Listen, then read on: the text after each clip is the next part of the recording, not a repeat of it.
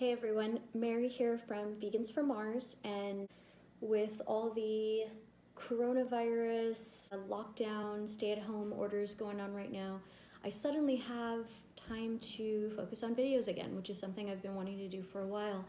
And for a long time now, I've been wanting to do a video focusing on mental health, my personal struggles, as well as how society views mental health and those who struggle with mental illness, as well as how the vegan community views us, as well as their thoughts on how to fix it, basically.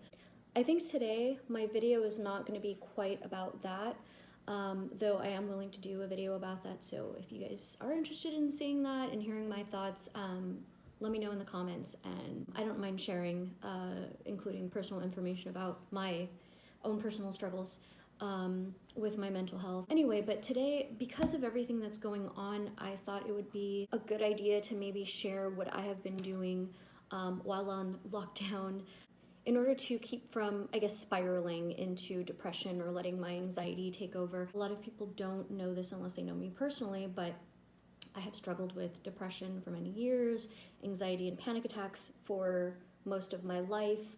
And it's an ongoing struggle, and I think a lot of people are always surprised to hear that, especially if they know me, but they don't know me very well. And I think it's just because I hide it very well.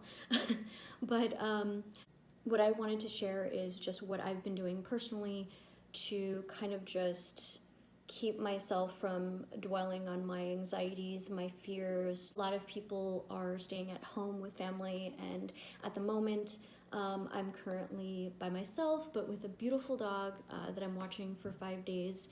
And so I think because of that, things are a little bit tougher for me right now, just because like I don't have that human contact or people I care about near me, which I don't know, it just feels even more isolating than I think it should be.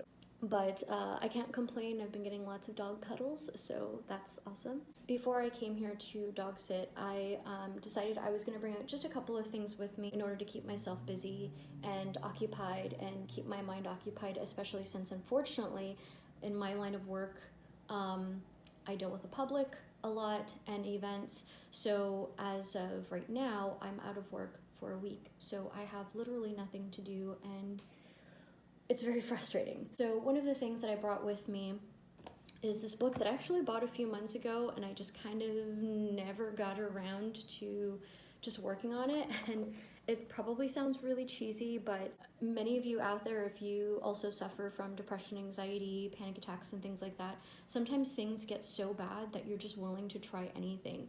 And there's a lot of like products out there that claim to help with like anxiety, depression, panic attacks, and stuff like that. And when you're really looking for a resolution, sometimes you'll just throw your money at it and hope it works. And I purchased this through Amazon a few months ago. It's the Anxiety Workbook, a 7-week plan to overcome anxiety, stop worrying, and end panic. I don't know if this book will actually help me. To be honest, I'm kind of skeptical. I always joke that I'm a little ball of skepticism. But basically, it's a 7-week program, and it has helpful exercises and that sort of thing. I was talking to a friend of mine last night, and I was telling him that I had this book, and it's a big book. There's a lot going on in here. And I told him I was going to finally start on this book since I have the time and no excuses, right? And he asked about what was in the book. I opened the book to a random section, and the first thing I see is a section about procrastination from anxiety. And I was like, that's creepy and very relevant. And I don't know, maybe I should start with that section first.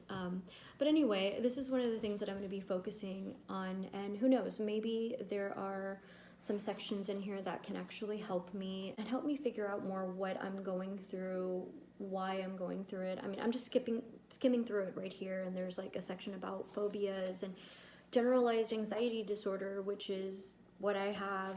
I also do suffer from derealization and depersonalization, which most people, it seems, I've never heard of. I think I've only met one person in my life in person that also suffers from derealization, but I have it 24/7, and they only get it here and there. That's one thing I also won't mind kind of delving into in another video. If you guys want to see that, I don't have a problem with talking about it.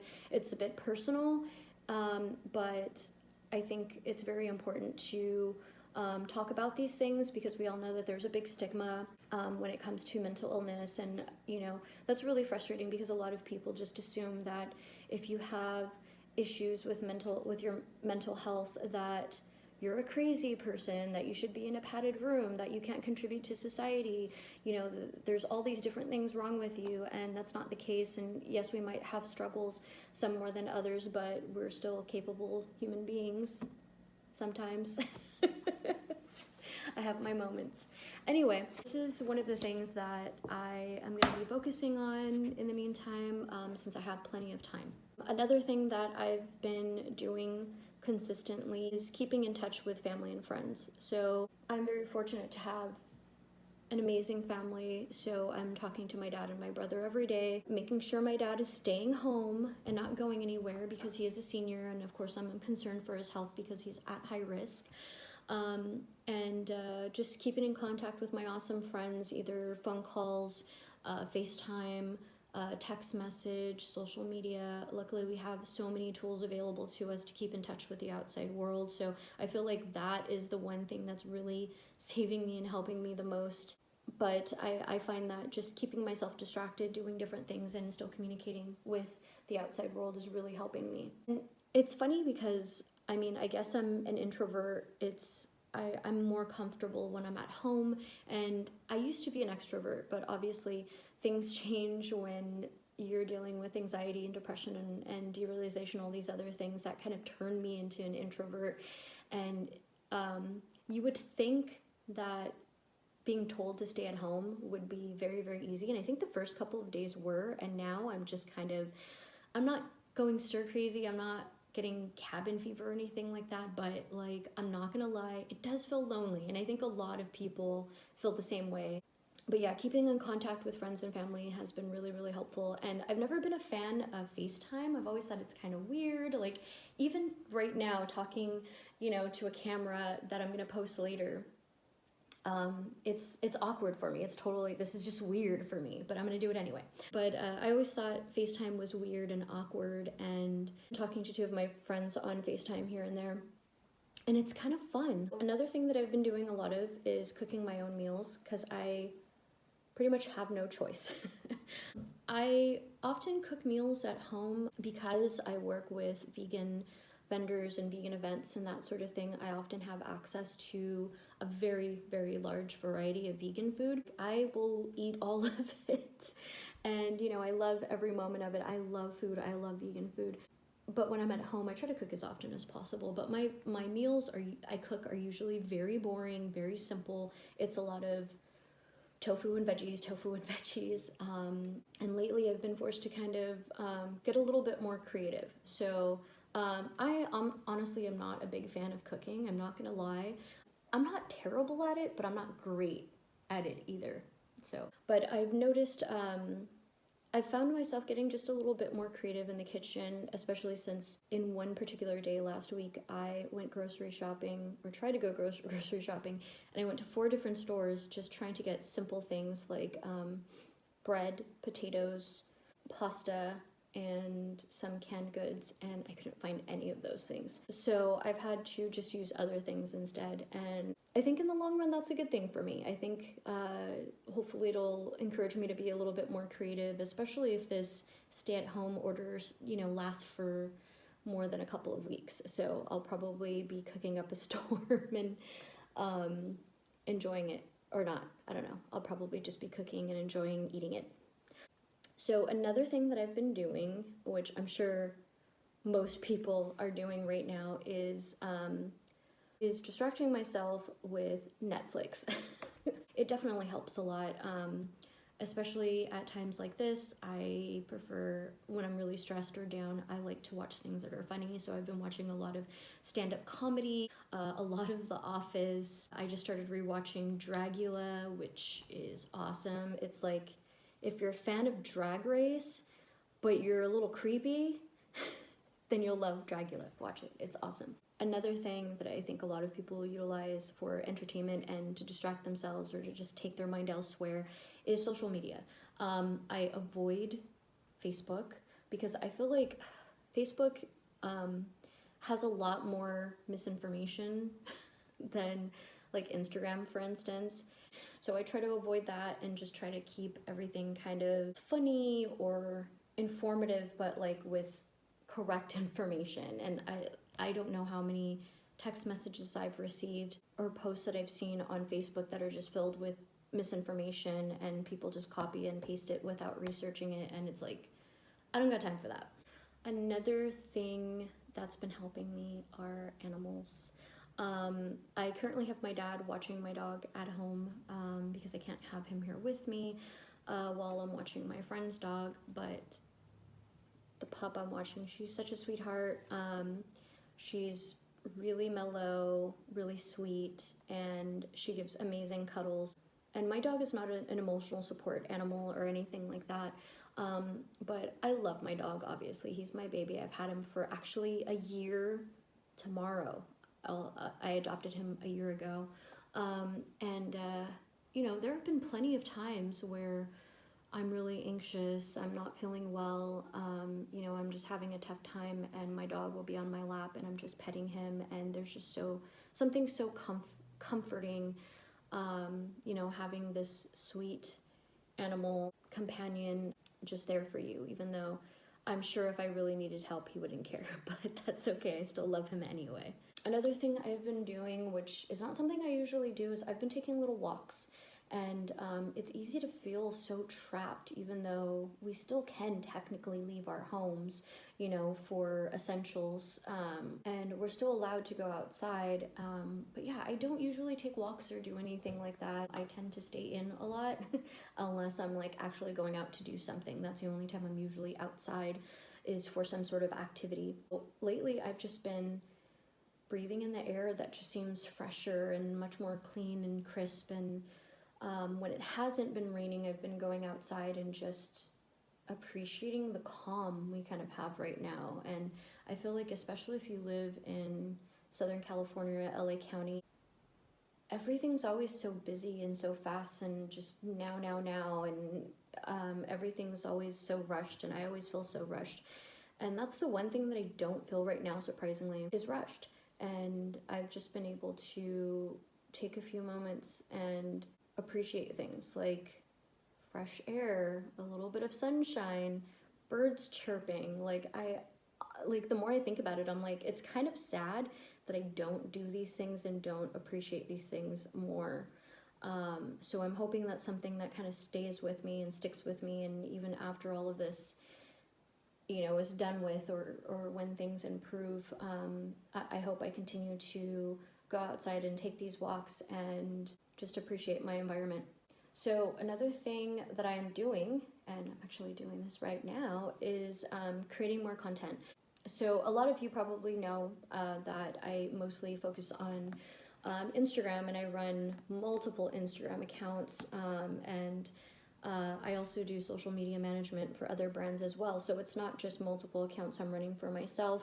Lately, I feel like the last few days I kind of really haven't touched social media, or I really haven't posted anything on a lot of my accounts, just because it's like, what do I post? You know, is it weird if I post a picture of food? Is it weird if I talk about a product I like? Just because like I know so many people are stressed out and things like that. And after much consideration, I decided that I'm going to post a lot more content on both Instagram as well as hopefully more videos on YouTube, just because I think a lot of people are looking for a distraction right now, just like I am. And I found myself watching a lot more YouTube videos and scrolling through a lot more Instagram accounts and everything, and just reading what people are saying, and a lot of it has nothing to do with what's going on right now. And I kind of like that. So, but I'm definitely going to focus on a lot more content and social media and do more videos since I have time. And hopefully that'll kind of encourage me to do more videos, because I have actually recorded quite a few videos and I just never got around to editing them. So maybe I'll just edit those too, even though like it's stuff that I recorded like a month to a few months ago. Why not, right?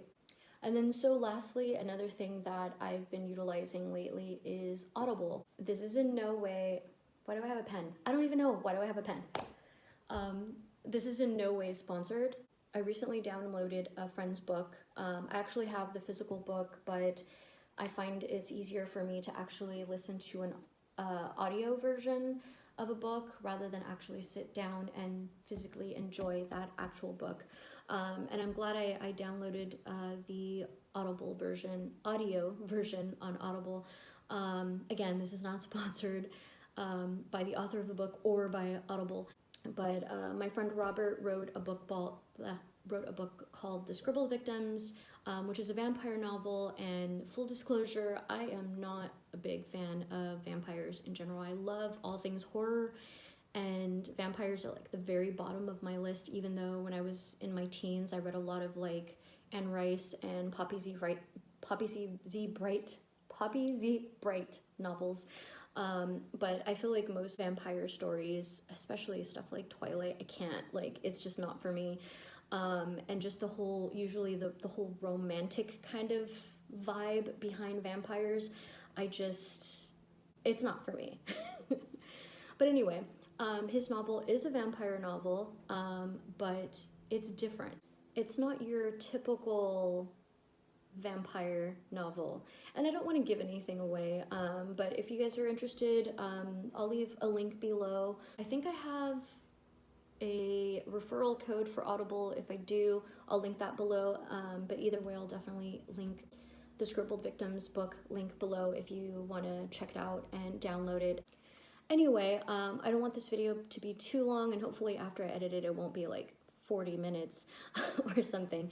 If you guys are interested in another video where I talk about, again, like I said, my personal struggles with my mental health, dealing with general anxiety disorder, panic attacks, depression, derealization, depersonalization, how I feel others view what I go through or what others go through, how I think society as well as the vegan community perceives or views people with mental health issues. If you do want to see a video about that, let me know.